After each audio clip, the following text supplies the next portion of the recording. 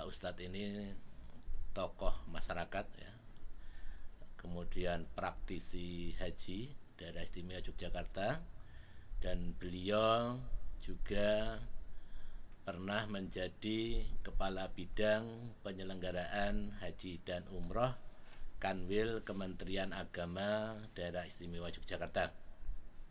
Beliau adalah Bapak Dr. Andes Sigit Warsita MA, dan insya Allah ibu bapak sudah mengenal beliau karena memang sepak terjang beliau sudah bertahun-tahun seluk beluk tentang perhajian. Ibarat guru itu bab dan halamannya itu sudah hafal beliau itu.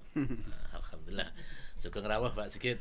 Assalamualaikum. Pak Dokter. Alhamdulillah. Waalaikumsalam warahmatullahi wabarakatuh. Alhamdulillah tetap ganteng, tetap sehat. Alhamdulillah. Serasa muda sekali. Si semangat yang jelas. Semangat pokoknya. Apalagi untuk urusan haji. Untuk haji. Harus semangat dan Harus ikhlas. semangat. Alhamdulillah.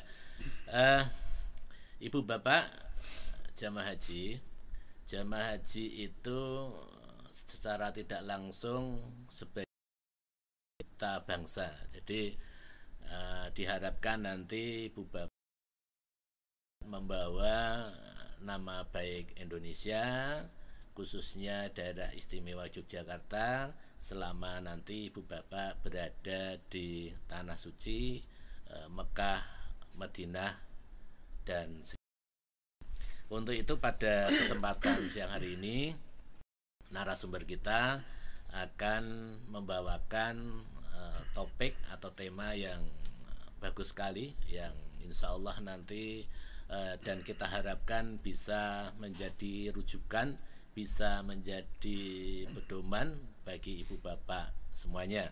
Tema yang akan kita ambil pada kesempatan kali ini adalah akhlak batin dan akhlak pergaulan selama beribadah haji di tanah suci.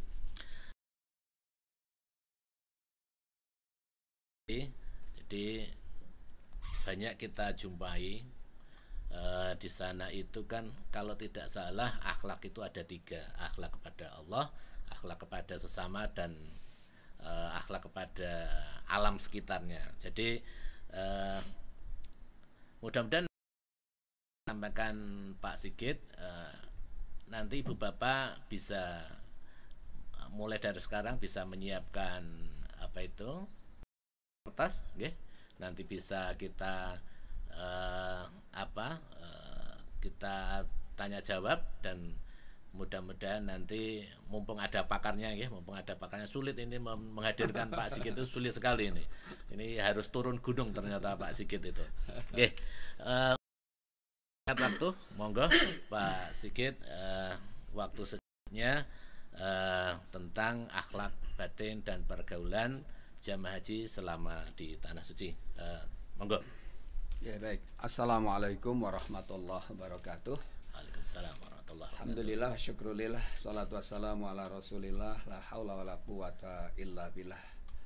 Bapak-ibu sekalian, calon-calon tamu Allah yang saat ini sedang sangat bersemangat ya, untuk memperbaiki diri, untuk menyiapkan diri rencana keberangkatan Bapak Ibu ke tanah suci. Bapak Ibu yang saya hormati, bekal untuk suci tentu tidak hanya berupa materi, berupa real, atau bekal fisik yang lain. Bahkan pemerintah tahun ini untuk keberangkatan yang akan datang sudah mengambil satu kebijakan bahwa istitoah kesehatan itu akan dilaksanakan mendahului sebelum pelunasan. Artinya diharapkan jamaah haji itu ketika berangkat ke tanah suci benar-benar dalam kondisi sehat lahir batin tentu.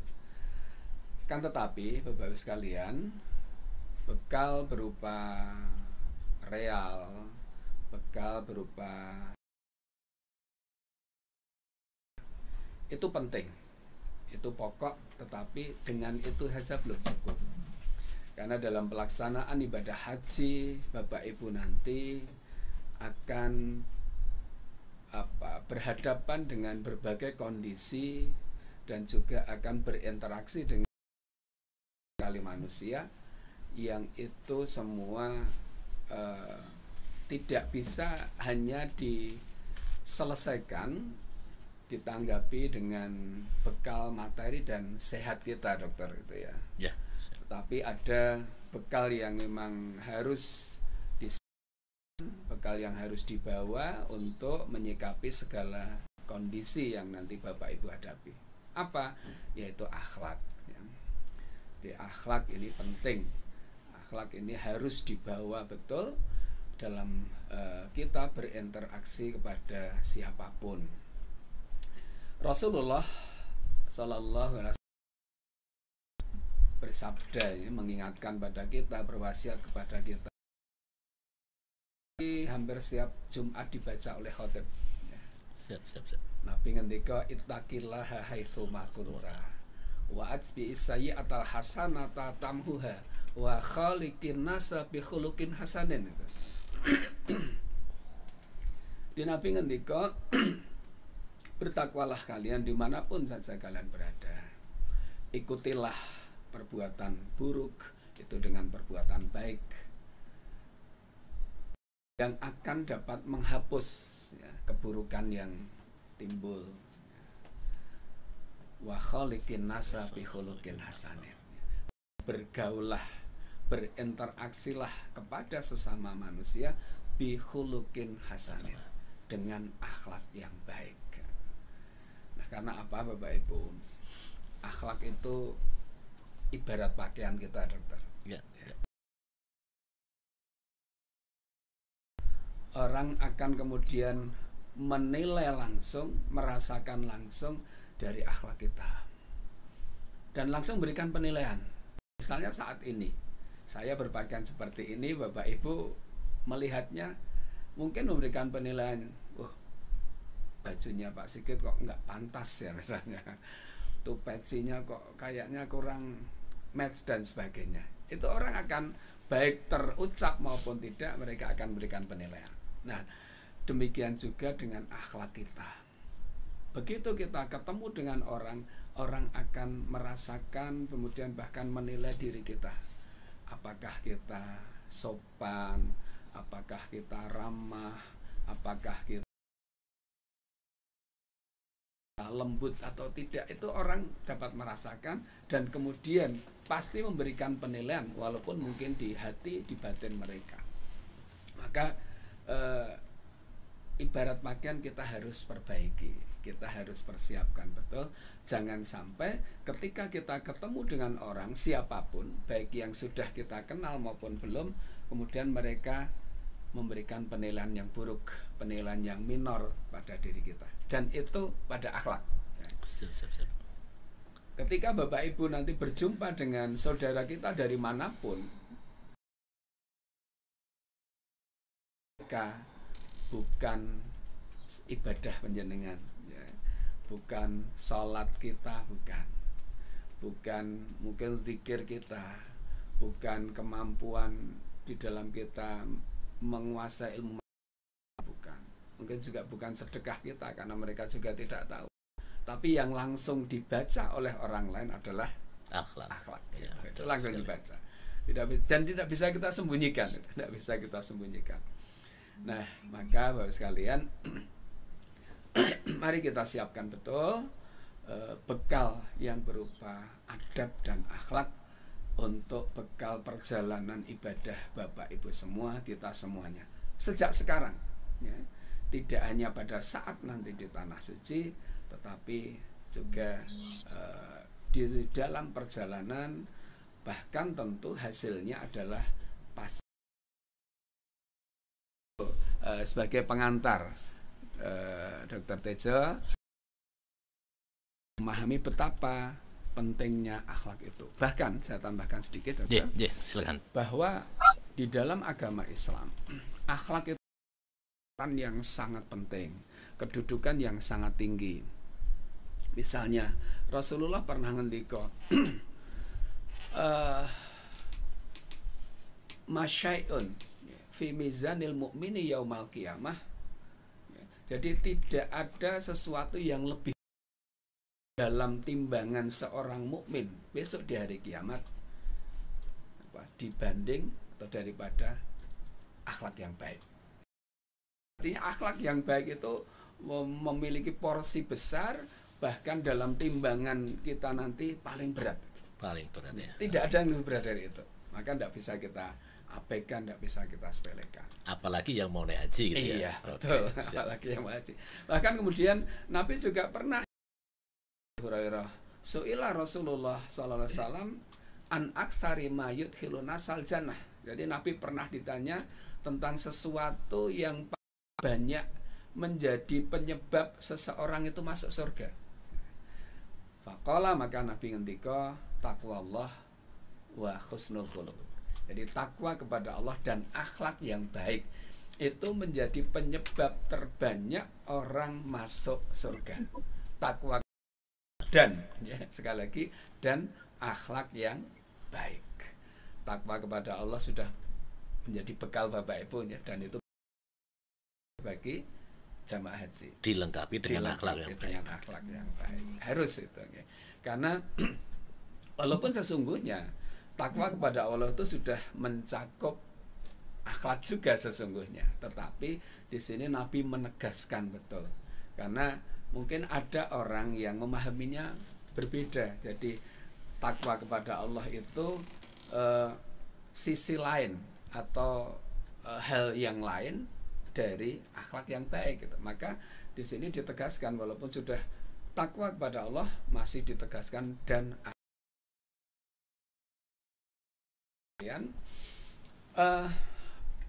orang yang akhlaknya baik gitu.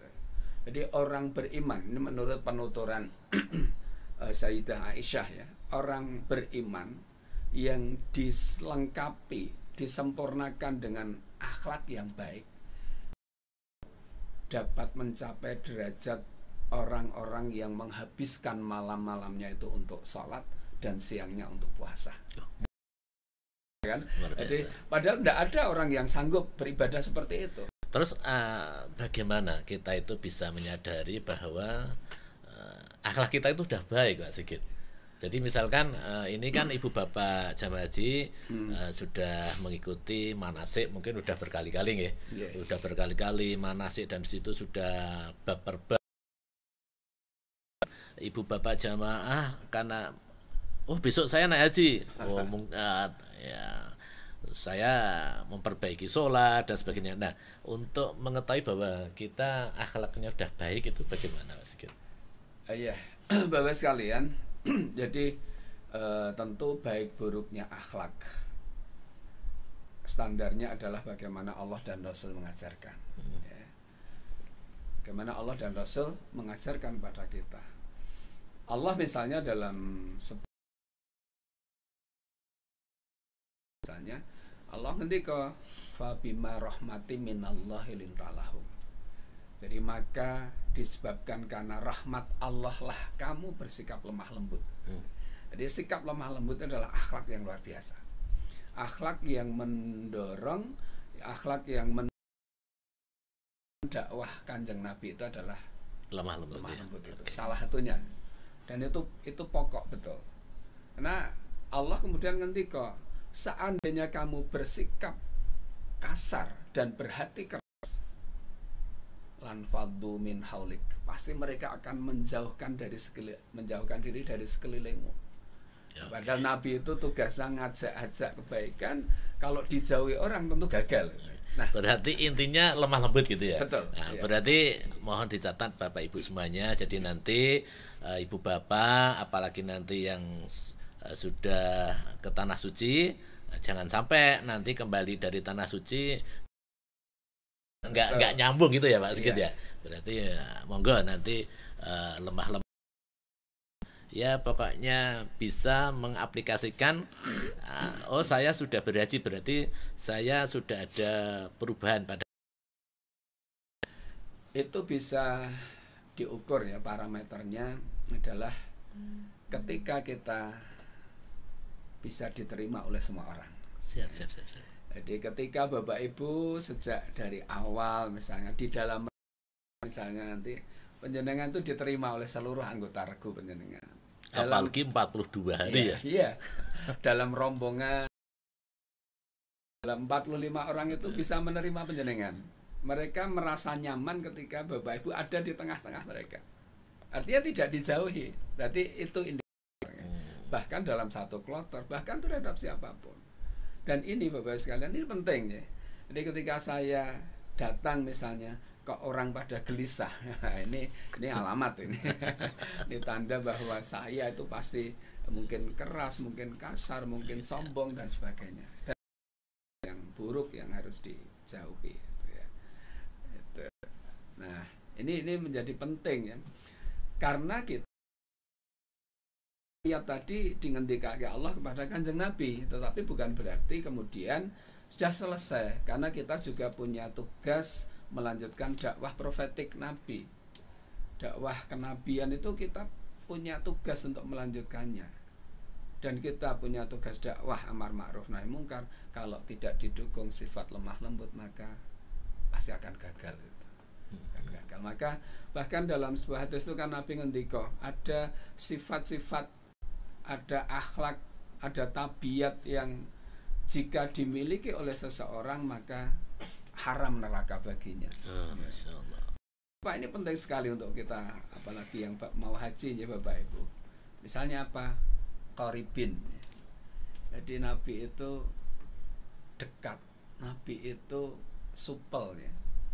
Dan kita juga begitu Bapak Ibu. Jadi panjenengan yang supel kepada siapapun itu ya. Tentu dalam pengertian positif ya. Maka mesti disenengi wong nih. Teman-teman rombongan kita, kloter kita, bahkan siapapun akan senang dengan orang yang punya sifat selalu dekat, supel. Kemudian yang kedua apa? Sahlin. Ini penting, apalagi bagi jamaah haji ya. Memudahkan urusan orang lain. Orang gawe ribet ya. Karena ada orang yang suka ribet ya. Hal yang sesungguhnya itu mudah, itu mikir jero mas jadi ribet itu. Padahal sesungguhnya mudah.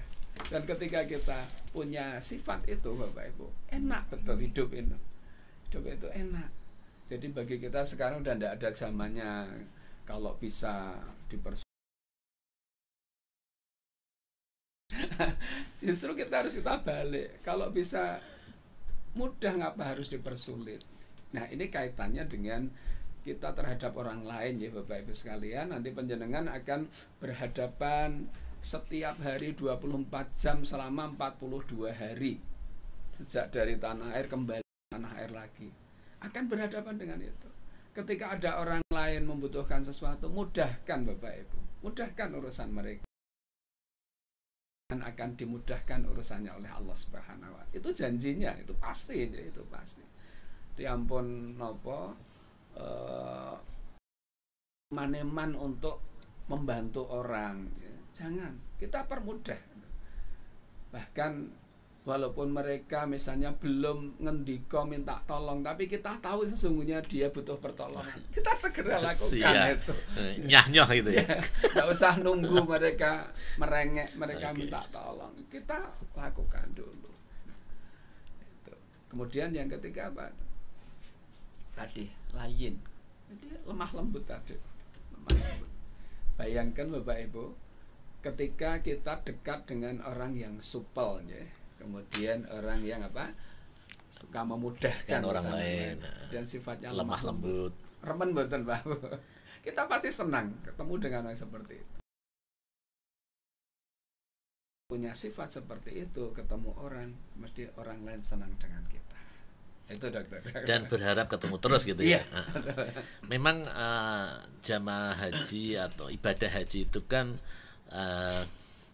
tempat kawah candra di muka, bagaimana nanti kebanyakan diperlihatkan sifat aslinya, Pak Sigit. Ya. Jadi makanya memang betul sekali yang disampaikan Pak Sigit Warsito ya. Jadi bagaimana kita menata diri kita dan akhlak kita sehingga nanti dalam kurun waktu yang sekitar 40-an hari ibu bapak nanti akan bersama-sama di situ akan melihat oh si A itu sukanya bagaimana, si B.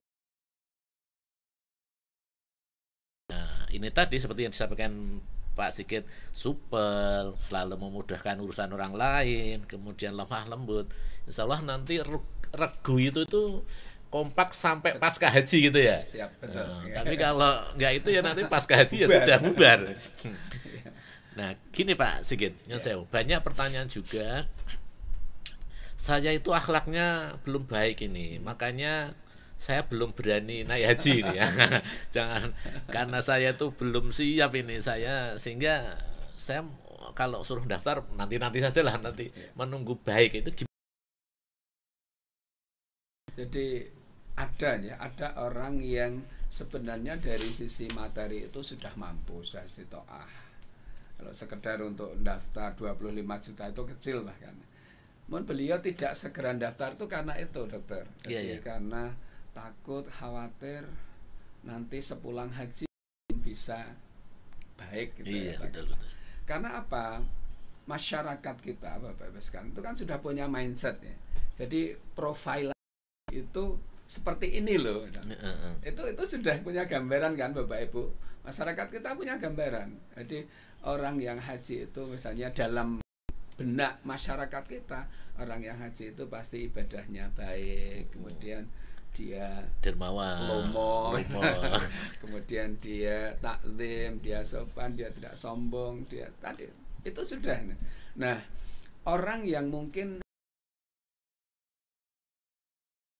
akan takut nanti ndak nopo terjadi apa selisih ya, antara yang dibayangkan dengan masyarakat dengan kenyataannya. Mungkin Bapak Ibu ingat ya, 10 tahunan yang lalu itu di televisi kan ada sinetron yang sangat fenomenal ya. Ada seorang haji yang sudah 2 kali haji. Ingat Bapak Ibu sinten? Haji Muhyiddin ya. Pernah ingat itu. Padahal sudah 2 kali hajinya. Tetapi beliau, mohon maaf, tidak. Jadi rendah, jadi tidak orang itu bukan karena apa? Karena akhlaknya, akhlaknya yang tidak sesuai dengan apa yang dibayangkan masyarakat itu. Maka Bapak sekalian, yang pertama ya, apa yang disampaikan Dr. Tejo tadi yang tanyakan, kita harus optimis bahwa watak kita saat ini, sifat kita yang ada saat ini itu bisa berubah itu. Bisa berubah. Kita tidak boleh larut dengan ungkapan bahwa nek watuk iki gampang tambane. Neng nek watak itu. Nah, itu kan masyarakat kita begitu ya. Sehingga orang yang larut dalam ungkapan itu cenderung dia akan bertahan pada wataknya yang sekarang. Bukan watuknya. Karena apa? Karena sudah pesimis dulu. Iki ora iso berubah iki. Bayi bahkan mengatakan gitu, itu dandang ciriwanci ya, mengatakan begitu. Namun coba kita tengok ke belakang, orang-orang jahiliyah ya semacam Umar bin Khattab misalnya, menurut Bapak Ibu sebelum beliau masuk Islam wataknya seperti apa? Kasar enggak beliau? Setan aja takut. Nah, namun ketika Islam semuanya kemudian berubah. Dan di antara sahabat-sahabat Kanjeng Nabi itu yang masuk Islam itu tidak semuanya anak-anak sebagaimana Abi Thalib. Banyak juga yang sudah dewasa, sudah di atas 40 tahun. Itu pun bisa berubah, maksud saya begitu. Jadi walaupun lansia tidak mungkin tidak berubah gitu ya. Asal kita punya niat betul, mohon kepada Allah. Bahkan Nabi kan juga mengajarkan satu doa ya untuk kita agar kita dikarunia akhlak yang baik. Akhlaki la yahdi illa anta, la yahdi li ahsaniha illa anta. Jadi Allah tunjukkanlah aku kepada akhlak yang baik. tidak ada yang bisa menunjukkan aku kepada akhlak yang baik kecuali. Berarti akhlak tadi sebagaimana Al Imran 159 tadi itu karunia Allah, itu rahmat Allah. Maka oleh Allah walaupun sudah sepuh pasti bisa. Ini yang pertama. Tentang tadi sikap orang yang sudah mampu dari sisi materi, sehatnya, tapi takut untuk daftar. Yang kedua, ini tadi optimis ya bisa berubah. Yang kedua, Bapak sekalian, justru ini menjadi spirit kita untuk menjadi lebih baik. Dan kita juga perlu mengenali Bapak Ibu sekalian bahwa yang namanya akhlak baik kita kepada orang itu kan bertingkat-tingkat. Yang paling level paling rendah Bapak Ibu sekalian. Jadi level paling rendah itu ora usil ya. Orang ganggu wong ya. Jadi padahal sekarang lagi musimnya itu membuli dan sebagainya, lagi musim itu. Jadi kalaupun saya belum bisa berbuat baik kepada Bapak Ibu dalam wujud mungkin membantu sesuatu, memberikan sesuatu, minimal kula mboten ganggu panjenengan, itu sudah akhlak yang baik. Diam gitu ya. Sehingga panjenengan tidak terganggu. Ini level paling rendah gitu ya. Itu kan. Tapi kalau diam nanti tidak membantu urusan orang lain, Pak Sigit.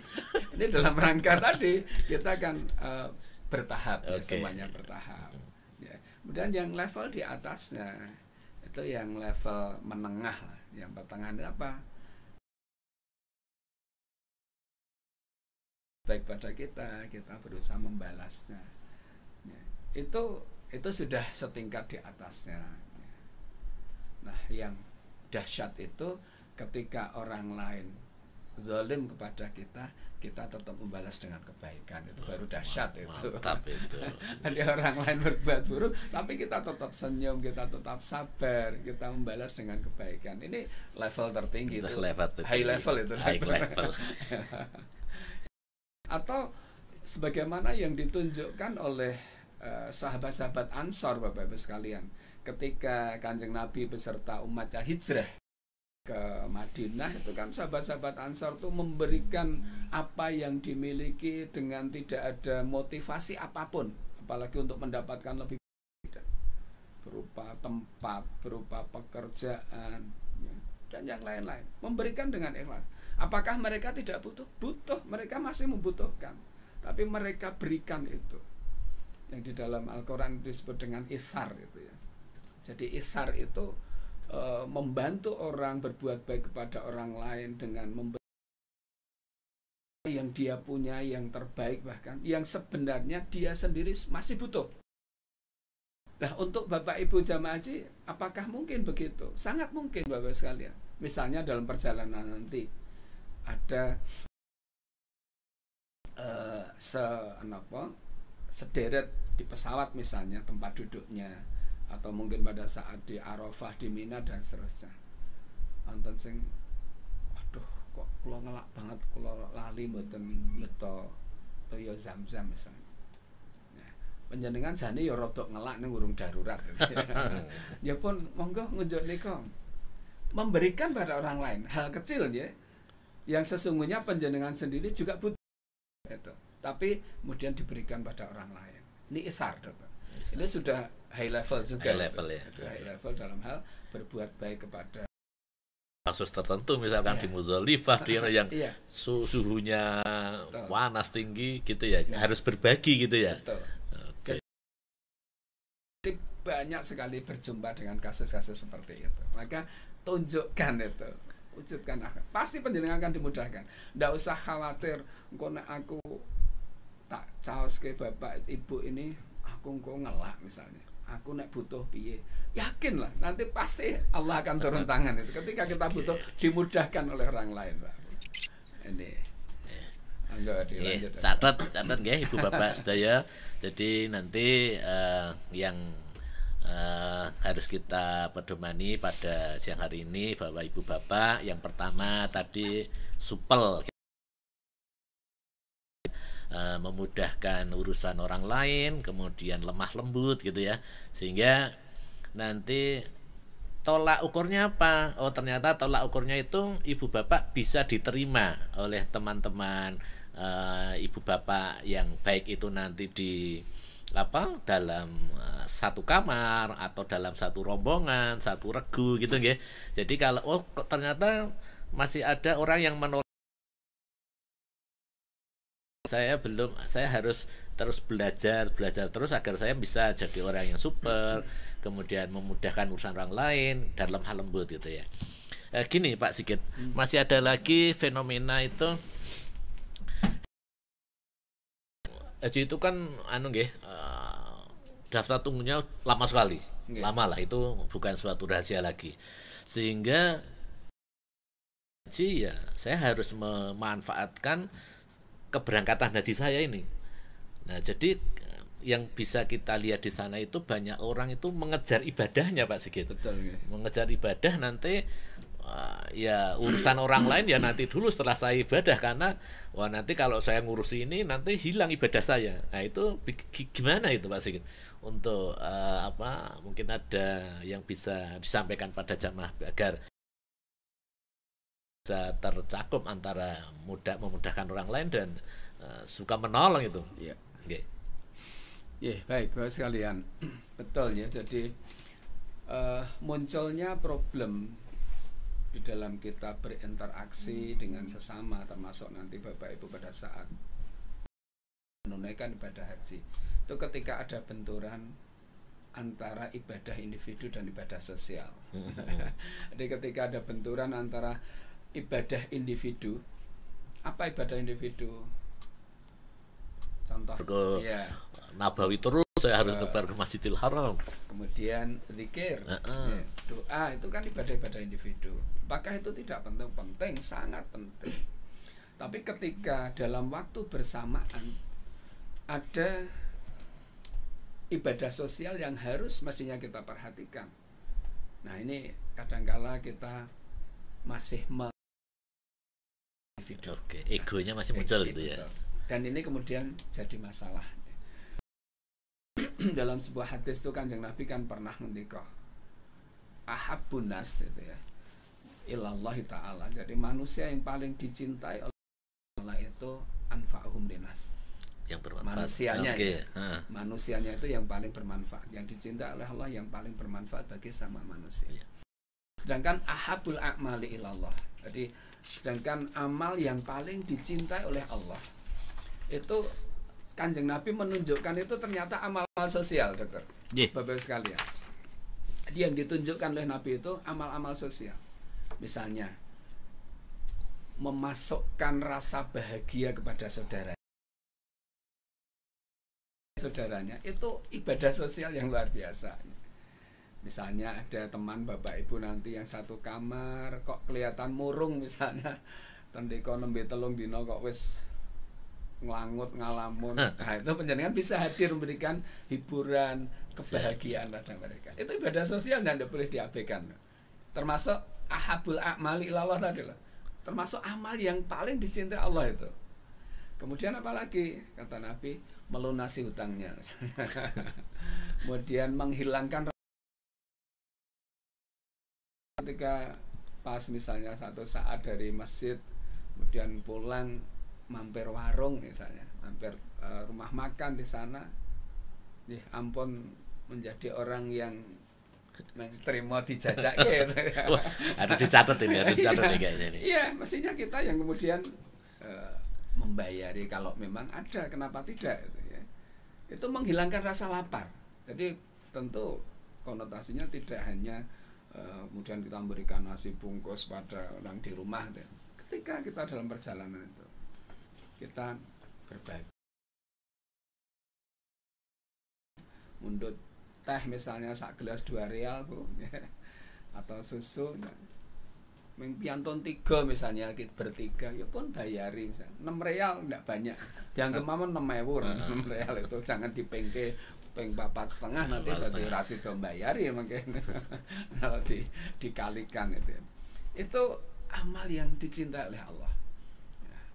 Nah kemudian bahkan di penghujung hadis itu Nabi ngendika, sungguh aku membersamai saudaraku untuk satu urusan itu lebih aku cintai daripada iktikaf di masjidku Nabawi 1 bulan suntuk. Masya Allah Bapak Ibu. Samai saudaranya untuk satu urusan deh, untuk satu urusan itu lebih dicintai oleh Rasulullah daripada 1 bulan suntuk di Masjid Nabawi. Pertanyaan kula, iktikaf itu ibadah sosial atau individu Bapak Ibu? Individu. Karena kebaikannya kembali pada diri kita. Ternyata dalam kasus ini jauh lebih dicintai ibadah sosial. Jauh lebih dicintai ibadah sosial. Nanti Bapak Ibu akan dihadapkan pada problem, dihadapkan pada masalah. Misalnya di Madinah yang semua orang tadi dokter katakan ngejar salat terus arba'in dan sebagainya. Ditambah berapa? 1000 kali lebih baik. Nanti di haram 100.000 misalnya.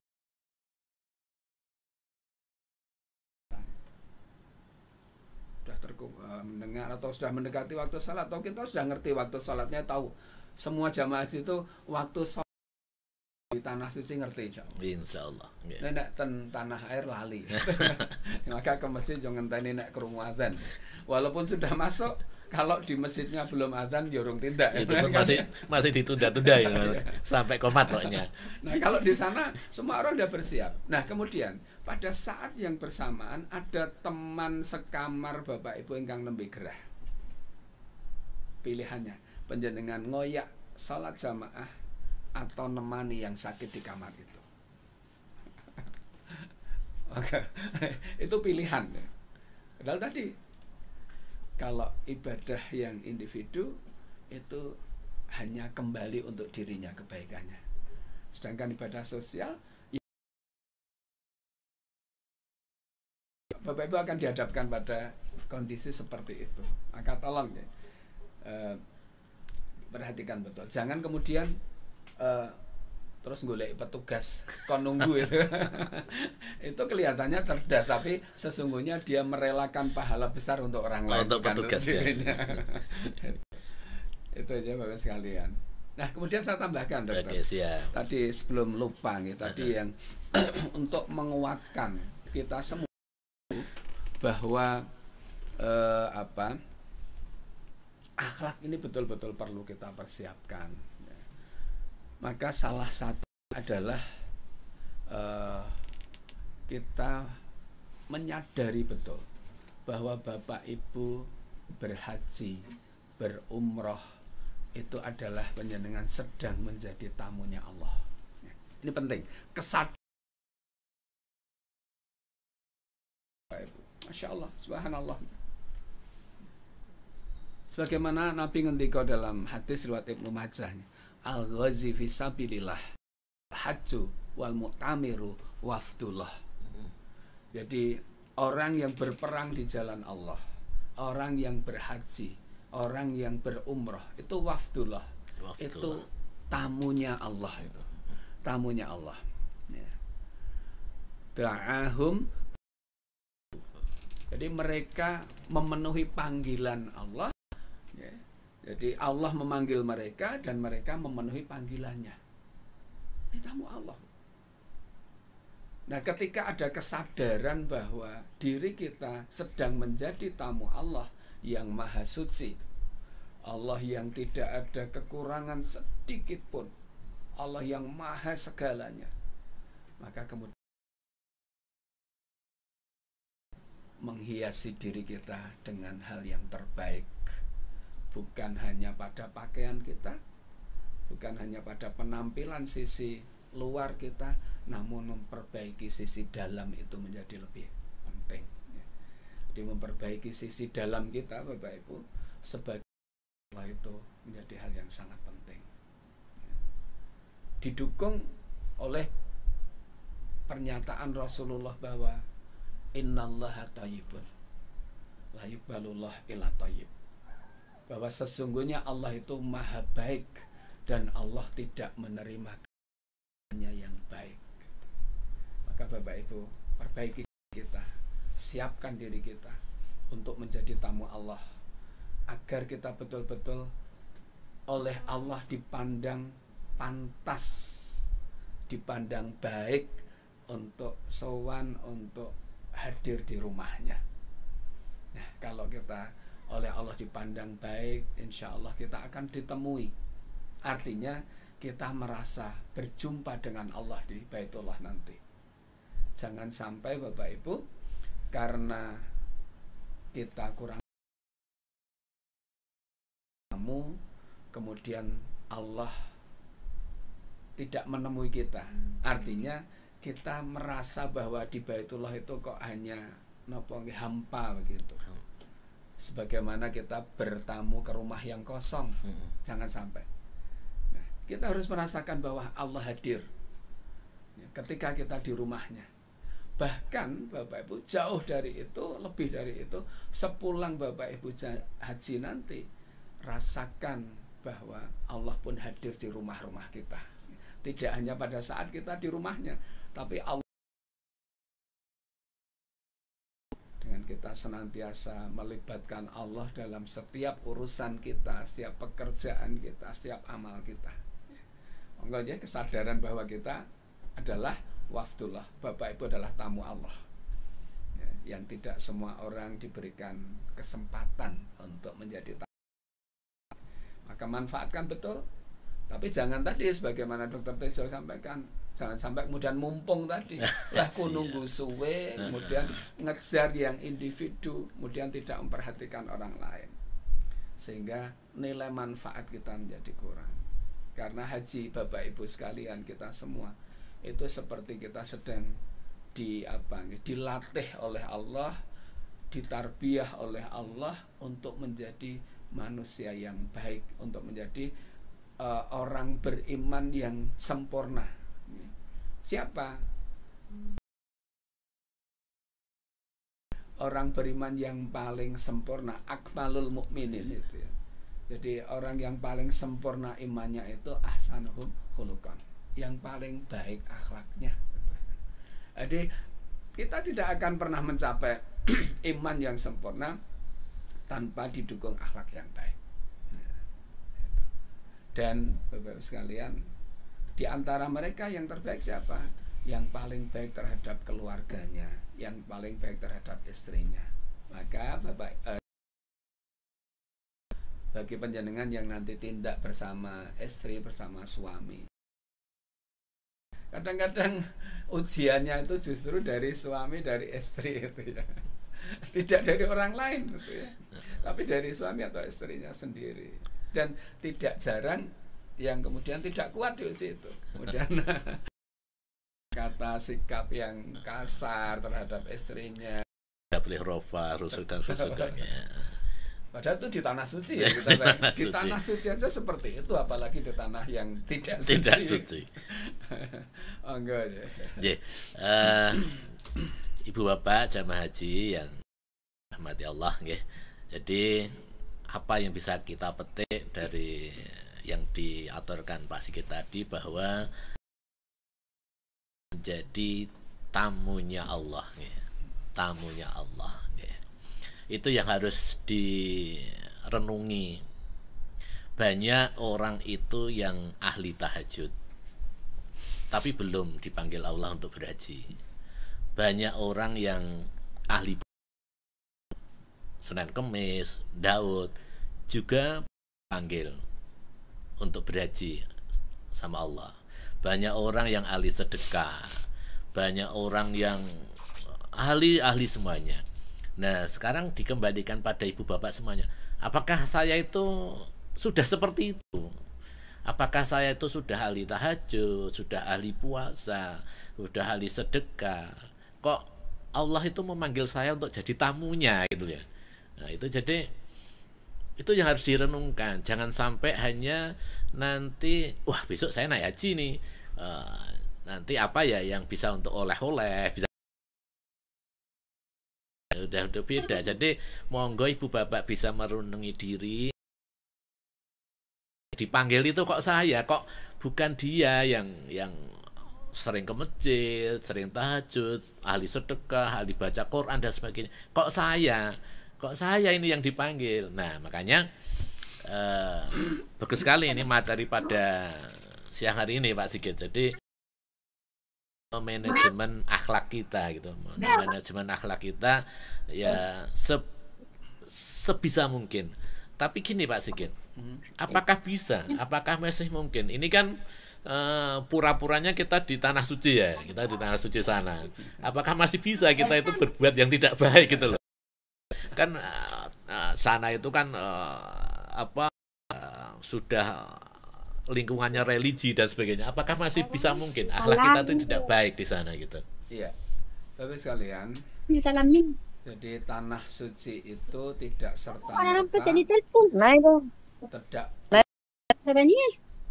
tidak otomatis kemudian menjadikan penghuninya suci.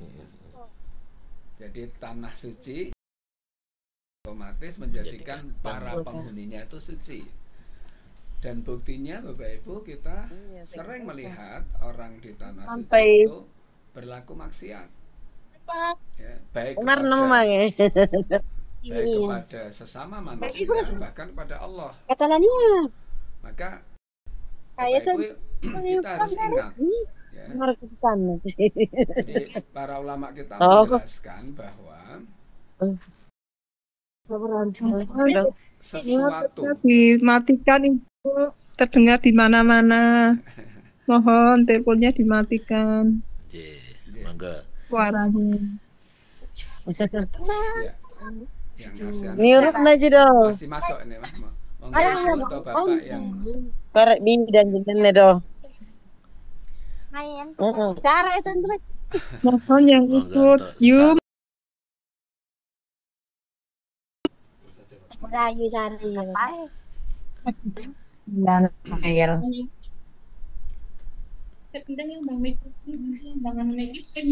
Meraket. ya, Bapak sekalian, mohon maaf agak terganggu ya. Enggak apa-apa, kita harus sabar. Itu akan menghadapi seperti itu. Sudah langsung ujian langsung ini. ujian. langsung ujian. Ini ujian. Dan nanti Bapak Ibu akan dihadapkan pada kondisi-kondisi yang tidak sesuai dengan yang panjenengan harapkan. Dan ini membutuhkan akhlak sabar kita, Bapak Ibu. Itu penting sekali. Maka sudah berapi nanti, berantakan semuanya. Maka kemudian akan keluar ucapan yang tidak baik, sikap yang tidak baik, dan maka sabar ya Bapak Ibu ketika nanti menghadapi kondisi yang tidak sesuai dengan yang kita harapkan. Baik, kita lanjutkan ya.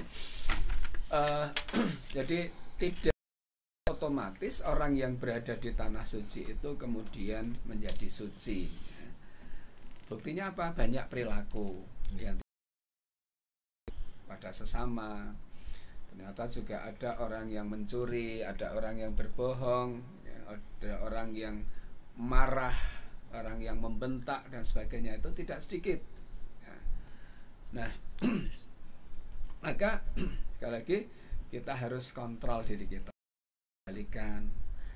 Kalau kemudian kita tidak ingat bahwa kita sedang menjadi tamu Allah tadi, mungkin kemudian lepas, maka diingat-ingat betul.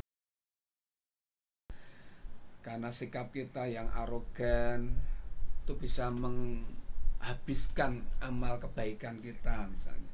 Itu dipun emosi betul. Sehingga kemudian bisa untuk mengontrol tingkah laku kita, sikap kita kepada orang lain. Bahkan Bapak Ibu, kenapa Allah mohon maaf, wanti-wanti betul terhadap 3 hal itu selama haji. Rafas, fusuk, jidal gitu ya.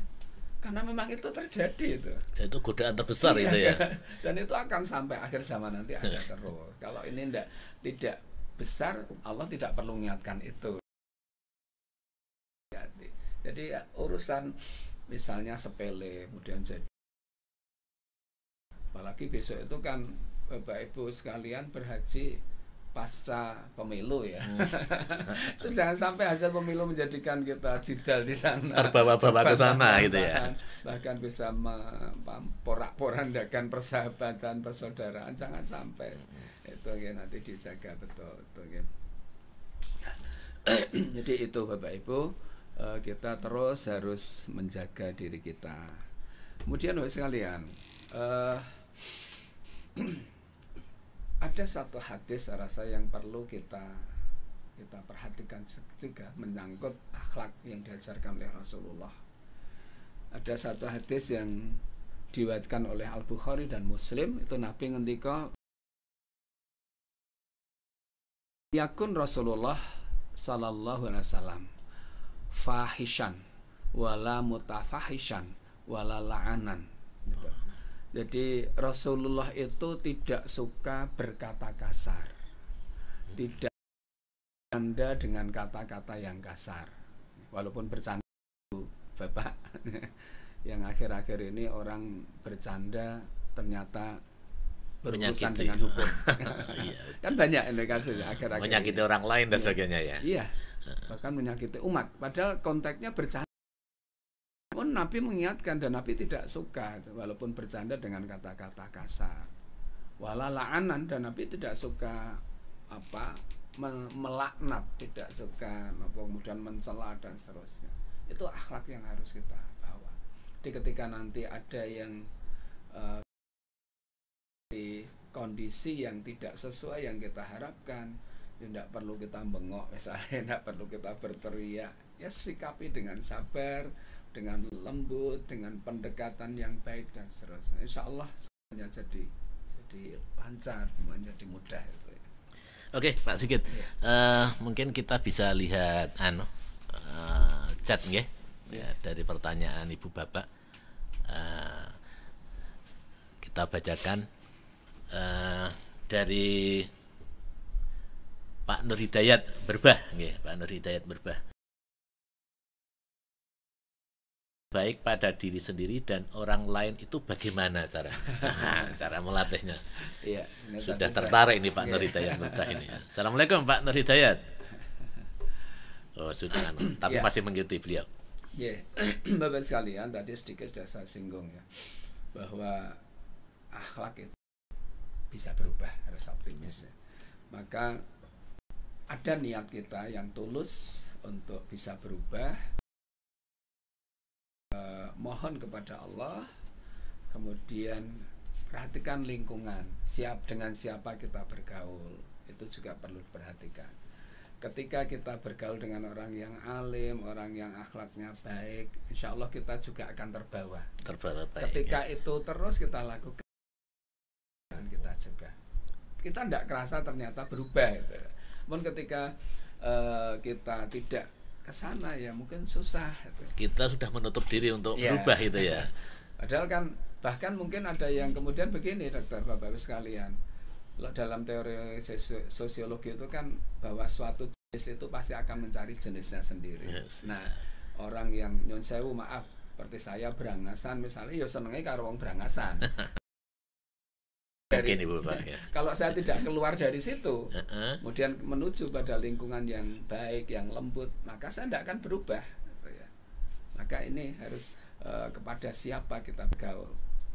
Dan Bapak Ibu nanti akan dihadapkan pada semua orang yang punya segala macam sifat, itu akan menyenangkan hadapi. Maka sejak sekarang, monggo Bapak sekalian ya, dengan empati saya rasa itu kita bisa. Artinya nek cara Jawa kan ditepake awake dhewe gitu ya. Jadi ketika kita merasakan sakit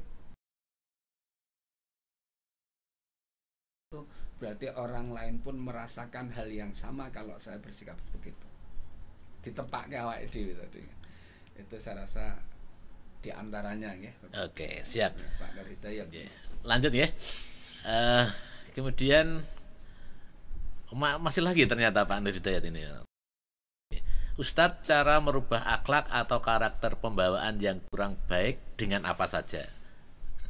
Kadang dia sadar karakter keras itu dia akan baik, tapi nanti akan kembali akhlak yang kurang baik lagi karena suka emosi, suka marah, merasa benar sendiri dan tidak mau menerima masukan orang lain. Nah, menikah bagaimana itu Pak Sigit? Iya. Sebagian sudah kita jawab di atas ya. Maka dengan Bapak Ibu, kita biasa hadir di taman surga, biasa hadir di raudhah. Raudhah dalam pengertian sebagaimana zaman Kanjeng itu tempat pembelajaran. Kan Nabi dengan para sahabat. Ini sekaligus pencerahan ya Bapak Ibu sekalian, bahwa raudhah yang menjadi tempat Madinah itu dulunya adalah tempat pembelajaran Kanjeng Nabi kepada para sahabat, antara dalam Nabi dengan mimbar Nabi itu. Disitulah tempatnya. Apa esensinya? Belajar, ngaji.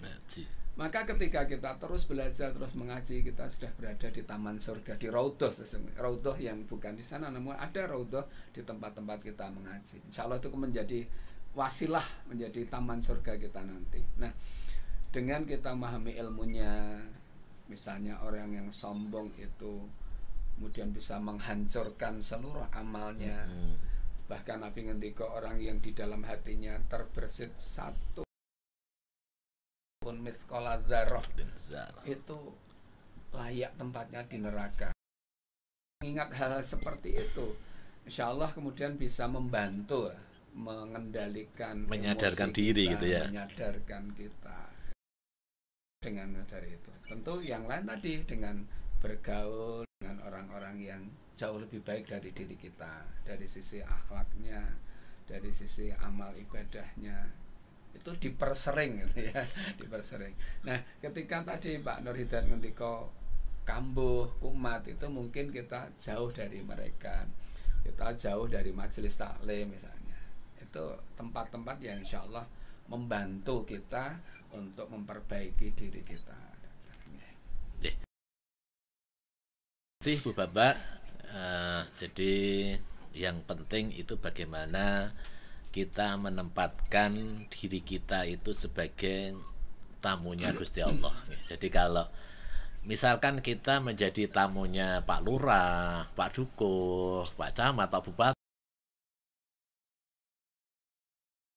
yang paling bagus ya kan, persiapannya sudah lama sekali, apalagi ini kita jadi tamunya Gusti Allah. Jadi bekal-bekal itu harus kita himpun mulai dari sekarang. Jadi Ibu Bapak bisa belajar dari dunia maya, dari Mbah Google, dari buku, kemudian dari pengalaman-pengalaman orang yang sering ke sana, dari tokoh masyarakat. Jadi apa yang disampaikan Pak Sigit tadi memang penting sekali. Jadi memang akhlak itu memegang peranan penting. Jadi tadi kan dan akhlak gitu ya. Jadi penyempurna itu. Jadi akhlak itu memang bagaimana nanti Ibu Bapak akan mewujudkan selama Ibu Bapak jadi awal sudah saya sampaikan bahwa jamaah haji Indonesia itu kan kayak duta bangsa Pak Sigit. Jadi nanti kalau akhlak Ibu Bapak di sana, oh ternyata jamaah haji Indonesia itu pemarah, nyerobot antrian dan sebagainya, itu kan nanti akan terkenal di mana-mana, membantu orang lain itu. Jadi yang bisa kita petik pada kesempatan kali ini bahwa Malaysia lil insani ila masa'a An-Najm 39. Jadi manusia itu akan mendapatkan apa yang dia usahakan. Kalau dia mau jadi tamunya Gusti Allah, ya memang harus menyiapkan diri. Jangan sampai nanti di sana belum tahu apa-apa, saya harus ngapain, saya harus bagaimana. Sehingga monggo Ibu Bapak mulai sekarang, mumpung masih banyak waktu ya, masih banyak waktu, silakan pada orang dan dari manapun bisa. Hingga nanti apa yang disampaikan Pak Sigit tadi, bahwa jamaah haji Indonesia itu diharapkan minimal punya sifat supel ya, kemudian memudahkan urusan orang lain, kemudian lemah lembut gitu ya Pak Sigit ya. 3 kriteria itu bisa tertanam ya, bisa Allah, nanti kita bisa jadi tamu Allah yang memang kita itu pantas gitu. Kita pantas jadi tamunya Gusti Allah. Ya. Dan kita memang harus memantaskan diri Pak Sigit. Kita harus memantaskan diri sehingga nanti yang mengundang kita itu senang gitu, yang mengundang kita senang. Oke, alhamdulillah ya, Ibu Bapak, karena memang durasi waktu yang tidak memungkinkan pada kita semuanya, mungkin ada closing statement dari Pak Sigit. Siap. Ya, Bapak sekalian, untuk penting sekali menjaga keseimbangan hubungan ke atas dan ke samping, dan itu menjadi kata kunci kita tidak akan hina hidup kita. Allah ngendika duribat alaihim mudillatu aina masukifu illa bihabli minallah. Dimanapun kamu berada, kamu berpotensi menjadi orang yang terhinakan, kata Allah, kecuali jika kamu senantiasa menjaga hubungan baik kepada Allah dan kepada sesama manusia, dan kepada lagi ya, dan kepada manusia. Jadi bukan pilihan, bukan opsi. Karena kenyataannya Bapak Ibu, ada orang yang ke atasnya bagus tapi kepada sesamanya kurang, maka dia pasti hina di hadapan, minimal di hadapan manusia, bahkan di hadapan Allah pun juga, karena Allah tidak kehendaki yang seperti itu. Maka ini dijaga betul. Komunikasi ke atas diperbaiki, komunikasi kepada sesama, interaksi kepada sesama, hasanin tadi, dengan akhlak yang baik itu juga diperbaiki terus. Ini insya Allah akan menjadikan mudah dan mulia dan dimuliakan oleh Allah Subhanahu wa Ta'ala maupun di hadapan sesama. Yang kedua, Bapak Ibu sekalian, kami berpesan sebagaimana pada orang yang mau berhaji, mau bersafar, wadzakallahu taqwa wa ghafara dzambaka wa yassara lakal khaira haitsu ma kunta. 3 hal ini monggo, ini menjadi misi panjenengan. Bekal takwa disiapkan betul dari sekarang, dan haitsu ma kunta, dimanapun tetap dibawa. Namanya bekal kan tidak boleh ketinggalan. Dan yang kedua, misi kita berhaji Bapak Ibu adalah mendapatkan ampunan dari Allah. Dan yang ketiga, wa yassara lakal khaira haitsu ma kunta. Allah mudahkan Bapak Ibu berbuat kebaikan, beramal saleh di mana, dan itu dengan akhlak yang baik. Nah, ini saya rasa Bapak Ibu sekalian harus kita pegang untuk bekal perjalanan haji maupun perjalanan hidup kita di dunia ini. Kira-kira begitu. Terima kasih Pak Sigit. Kalau sebenarnya kita masih ingin berlama-lama dengan Pak Sigit Warsita, tapi memang durasi yang tidak memungkinkan kita. Terima kasih sekali Pak Sigit atas ilmu dan cerahannya pada kesempatan kali ini. Mudah-mudahan bisa menjadi rujukan kita bersama yang dapat dipedomani Pak jamaah haji yang insya Allah nanti akan berangkat. Mudah-mudahan ibu bapak mendapatkan haji yang mabrur. Amin. Dan bisa membawa bahwa pulang haji itu mencerminkan jiwa-jiwa berakhlak baik seperti tadi. Terima kasih Pak Sigit dan ibu bapak jamaah haji. Jangan lupa untuk terus ikuti manasik haji yang diselenggarakan oleh Kanwil Kementerian Agama Daerah Istimewa Yogyakarta. Terima kasih atas atensinya, dan kami berdua, saya Pak Sigit Warsita, minta maaf jika ada kesalahan maupun tingkah laku. Terima kasih. Saya akhiri. Assalamualaikum warahmatullahi wabarakatuh. Waalaikumsalam warahmatullahi wabarakatuh. Alhamdulillah.